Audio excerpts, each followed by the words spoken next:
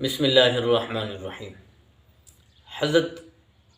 ابن عمر رضی اللہ تعالیٰ عنہ بیان فرماتے ہیں کہ نبی پاک علیہ الصلاۃ والسلام نے ارشاد فرمایا، اذا لقیت الحاج فسلم علیہ وصافح ومرہ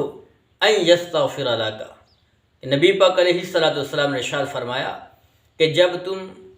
حاجی کی ملاقات کے لیے جاؤ، فسلم علیہ، اسے سلام دو، وصافح، اور اس سے مصافحہ کرو، ومرہ ان یستغفر لک قبل یدخل بیتہ،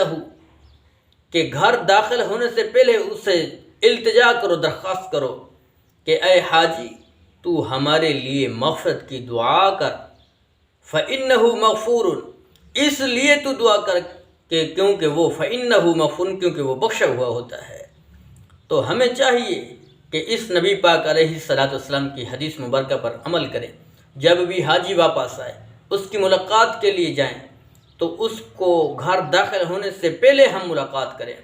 وہاں اس کو سلام دیں، وہاں اس سے مصافحہ کریں۔ لیکن جانا تو اس طرح بھی ہے کہ ایک دو دن بعد بھی جانا ہے، اور ثواب اسی میں زیادہ ہے،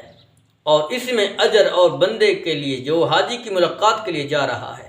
اس کے لیے یہ اس میں بہتری ہے کہ جو ہی اس کی آمد کا وقت آئے وہ اپنے گھر تشریف لائے، جو ہی اپنی بستی، اپنے شہر میں داخل ہو، گھر داخل ہونے سے پہلے اس سے دعائیں کرے جائے،